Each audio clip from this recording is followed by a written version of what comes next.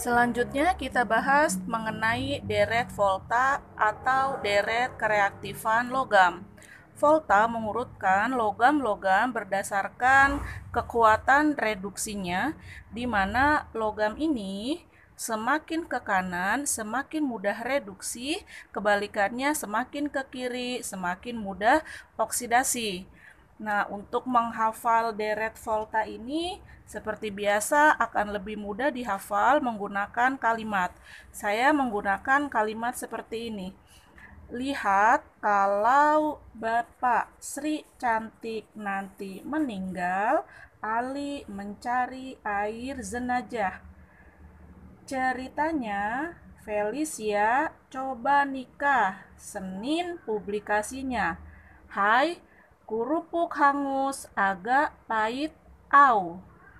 Nah, semoga dengan kalimat tadi lebih mudah menghafal deret volta ya. Jadi deret volta ini bermanfaat untuk mengerjakan soal-soal yang tidak diketahui harga potensial elektroda standarnya. Nah, aplikasinya adalah seperti ini. Ya, contoh apakah reaksi berikut berlangsung spontan atau tidak? Artinya, berlangsung spontan ini reaksi ini berlangsung serta-merta dengan sendirinya tanpa bantuan energi dari luar atau senyawa lain.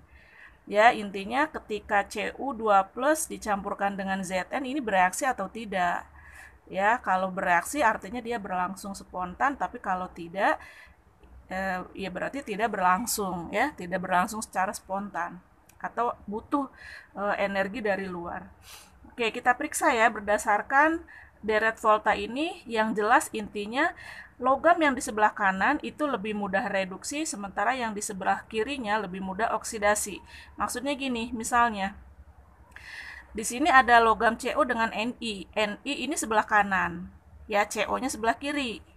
Ya, kanan kirinya ya antara Co dengan Ni ini. Berarti Ni ini harusnya reaksinya reduksi. Kemudian Co harus reaksinya oksidasi. Ya, baru nanti reaksi itu berlangsung. Tapi kalau misalnya tidak sesuai, ya artinya Ni-nya bukan reduksi, Co-nya bukan oksidasi, kebalikannya ya. Ni-nya yang oksidasi, Co-nya yang reduksi, berarti itu tidak terjadi reaksi. Ya, maka untuk mengerjakan soal seperti ini kita cek ini soal pertama antara Cu dengan Zn. Ya, yang mana yang reduksi, yang mana yang oksidasi. Seperti biasa, jangan lupa kalau reduksi dilihat dari bilox ya. Redox itu ada reduksi dan oksidasi, di mana kalau reduksi itu biloxnya turun, reduce, mengurangi. Ya, biloxnya turun, kalau oksidasi biloxnya naik. Nah, sekarang kita cek yang pertama, Cu2+ berarti biloxnya +2. Di sebelah kanan pasti dia turun, jadi logamnya 0. Ya, jadi logam itu kalau tidak 0 berarti dia bermuatan positif. Ya, jadi kalau di sini di sebelah kiri Cu-nya 2+, di sebelah kanan pasti dia menghasilkan 0. Nah, ini kebalikannya untuk Zn. Zn di sebelah kiri 0, pasti di sebelah kanan jadi plus, jadi naik. Ya, ini plus 2 biloxnya. Jadi kalau kita lihat Cu, ini Cu-nya dari 2 menjadi 0. Berarti Cu-nya adalah turun ya. Oke, Cu-nya turun, biloxnya berarti dia reduksi. Kemudian Zn-nya dari 0 jadi +2. Oke, ini Zn-nya naik, berarti Zn-nya oksidasi. Nah, sekarang kita cek ya antara Cu dengan Zn. Ini Zn, sebelah kanan Cu. Jadi Cu karena dia lebih kanan berarti harusnya reduksi. Ya, ini Cu-nya reduksi. Zn-nya sebelah kiri dari Cu. Jadi Zn-nya harus oksidasi. Sesuai nggak? Zn-nya oksidasi, Cu-nya reduksi. Sesuai ya? Cu-nya reduksi, Zn-nya oksidasi. Nah, ini sesuai. Nah, karena dia sesuai, ya seperti urutannya dalam deret volta, maka kesimpulannya reaksi ini berlangsung ya secara spontan. Oke, sekarang kita cek yang kedua. Mg2+ ditambah Zn. Kita bisa prediksi, kalau Mg2+ ini kan +2. Di sebelah kanan pasti dia jadi 0. Ya, dari 2 pasti dia turun jadi 0. Jadi Mg ini pasti reaksinya reduksi. Kemudian Zn-nya ini udah pasti oksidasi. Karena kalau sebelah kirinya reduksi, pasti sebelahnya oksidasi. Ya kan redoks. Kalau redoks itu kan berlangsung secara serentak ya, mau dia reduksi, mau dia oksidasi. Ya, atau kalau misalnya mau dicek ya boleh gitu ya. Zn di kiri 0, pasti di kanan jadi naik kan, jadi plus 2 seperti tadi. Nah, setelah ini kita tentukan, lihat posisi Mg di kiri, Zn di kanan. Zn, karena dia lebih kanan, maka harusnya reduksi. Mg di sebelah kiri harusnya oksidasi. Kenyataannya, Mg di sini ditulis Mg-nya reduksi. Zn-nya oksidasi, padahal Zn-nya harusnya reduksi, Mg-nya oksidasi. Nah, maka reaksi ini tidak akan berlangsung. Ya, ini tidak akan terjadi reaksinya.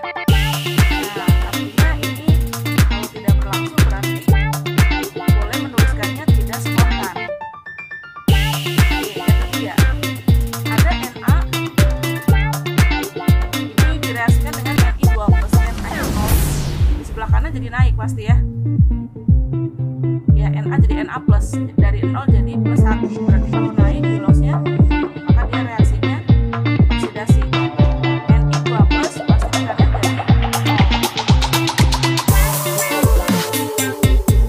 Berarti hasilnya reduksi. Seperti tadi, tidak usah dicek, kalau satu oksidasi pasti sebelahnya reduksi. Ya. Nah, setelah menentukan dia reduksi oksidasi, kita sesuaikan dengan urutannya di dalam Ni di kanan. Ni reduksi harusnya. Na-nya oksidasi. Kenyataannya sesuai. Na-nya oksidasi, Ni-nya reduksi. Ya, ini Ni-nya reduksi. Nah, artinya reaksi ini berlangsung spontan. Ya, kalau spontan berarti ada produk yang dihasilkan. Nah, jadi produknya apa? Ya ditulis tadi ya, Na menjadi Na plus. Kenapa Na plus? Kan Na golongan 1A. Ya, berarti dia nanti biloxnya plus 1. Ni2 plus pasti dia jadi 0. Ni saja. Ya, ini reaksinya berlangsung. Nah, dalam aplikasinya di kehidupan nyata, maksudnya itu begini. Kalau misalnya ada ion yang bermuatan positif ya, ini bedanya antara Cu2 plus dengan Cu. Jadi kalau Cu saja, ini kan solid ya, logam. Biloxnya 0. Nah, ini bentuknya padat. Ya, logam tembaga bentuknya padat. Misalnya tembaga itu kan yang dipakai buat kabel listrik. Nah, itu logamnya kan padat gitu. Itu rumusnya Cu aja. Tapi kalau Cu2+, berarti ini bisa larutan, bisa juga lelehan. Ambillah kita larutan. Berarti kalau ada 2 plusnya, artinya Cu itu dia bentuknya larutan. Ya, larutan apa yang mengandung Cu2+? Macam-macam senyawanya. Mungkin CuSO4, ini juga Cu2+ kan nanti hasilnya. Mungkin juga CuCl2, ya ini juga pasti ada ion Cu2+. Ya, cuman masalahnya harus bisa membedakan gitu ya antara Cu dengan Cu2+. Nah, maksudnya seperti itu. Artinya, kalau ada Cu2+ direaksikan dengan Zn, berarti ini Zn-nya adalah logam padat. Cu-nya larutan. Ya. Nah, jadi reaksi ini bisa saya tuliskan, saya punya Cu, ya, punya Cu bentuknya larutan, karena dia Cu2+, kemudian dimasukkan logam Zn. Ya, ini Zn-nya nih, padat. Nah, ternyata reaksinya adalah reaksi spontan. Terjadi reaksi, Zn berubah jadi Zn2+. Kalau dia berubah jadi Zn2+, artinya Zn ini nanti akan larut. Ya, akan larut. Yang padat ini Zn-nya akan larut. Nanti di sini terbentuk ion Zn2+. Ya, maka lama-lama si Zn yang padat ini dia makin lama makin tipis. Ya, karena dia larut gitu. Nah, sementara Cu2+ ini akan menghasilkan Cu. Ya, akan berubah menjadi Cu yang padat. Nah, dia reaksinya Cu2+ ini nanti akan menempel di Zn ini. Nah, jadi si padatan Cu-nya nanti akan nempel di Zn. Nah, kalau Zn itu kan warnanya secara fisik kan seperti aluminium ya, keperakan. Tapi kalau Cu, logam Cu itu kan agak kekuningan ya, kuning kecoklatan. Jadi Zn yang keperakan nanti akan dilapisi oleh Cu yang warnanya kuning kecoklatan. ya. Nah, itu reaksinya terjadi. Tapi kalau reaksi yang tidak spontan, ini reaksinya kan spontan. Jadi nanti makin lama Zn ini makin habis. Ya, si logam Zn yang padat ini makin lama makin habis, hancur gitu. Semuanya jadi larutan. Ya, kalau misalnya konsentrasinya sesuai. Nah, tapi kalau yang ini Mg2+ direaksikan dengan Zn. Berarti Mg2+-nya itu kan bentuknya larutan. Nah, di sini ya. Kemudian Zn-nya padat gitu. Nah, ini Zn padat. Nah, gini. Apakah ini bereaksi gitu ya? Ya, jawabannya tidak bereaksi. Kenapa? Karena reaksinya tidak spontan, ya. Berdasarkan kereaktifannya, magnesium ini lebih reaktif dibandingkan Zn gitu. Jadi kalau misalnya mau spontan dibalik. Ya, ini kan tidak spontan. Oke, yang ini kan tidak spontan ya. Ini tidak spontan. Nah, kalau misalnya mau spontan berarti dibalik. Ya, dibalik. Yang bentuknya larutan harus Zn-nya. Jadi ini Zn2+. Kemudian magnesiumnya ini yang bentuknya padat. Nah, ini logam Mg gitu. Ya, ini nanti reaksinya spontan. Ya. Nah, jadi aplikasinya seperti itu. Ya, bahkan Mg magnesium jangankan di Zn2+ ya, di larutan Zn. Magnesium itu dimasukkan ke air gitu ya, ke air panas gitu, dia bereaksi ya, apalagi dengan Zn2+. Ya, maksudnya seperti itu. Nah, ini nanti berhubungan dengan data potensial elektroda standar atau data E0. Ya, data E0. Ini nanti yang akan dipakai di sel volta. Ya, ini data potensial standar. Jadi data E0 ini kalau misalnya melihat dari deret voltanya ya, data potensial standar ini kan ukuran dari logam itu melakukan reaksi reduksi. Artinya untuk logam-logam yang mudah melakukan reaksi reduksi, maka data E0-nya besar. Sementara yang lebih mudah oksidasi, data E0-nya lebih kecil. Ya, jadi sesuai dengan garis bilangan, kalau makin ke kanan makin besar ya. Nah, ini juga sama ya. Ini E0-nya, data potensial standarnya ini makin kanan makin besar, makin ke kiri makin kecil.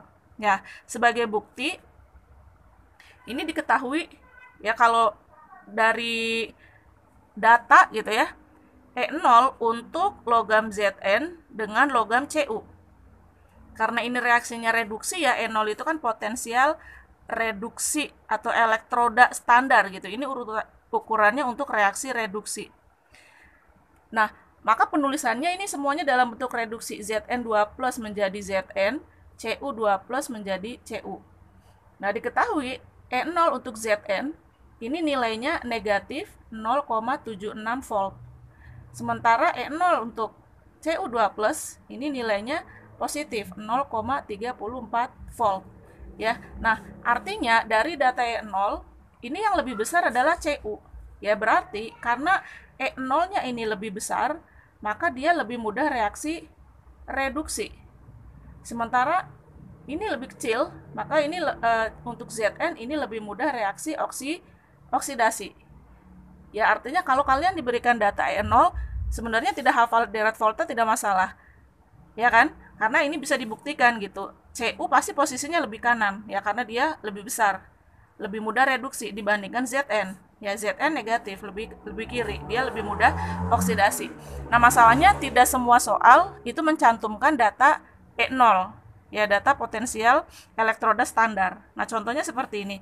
Untuk soal-soal yang diprediksi seperti ini tidak diberikan data potensial elektroda standarnya.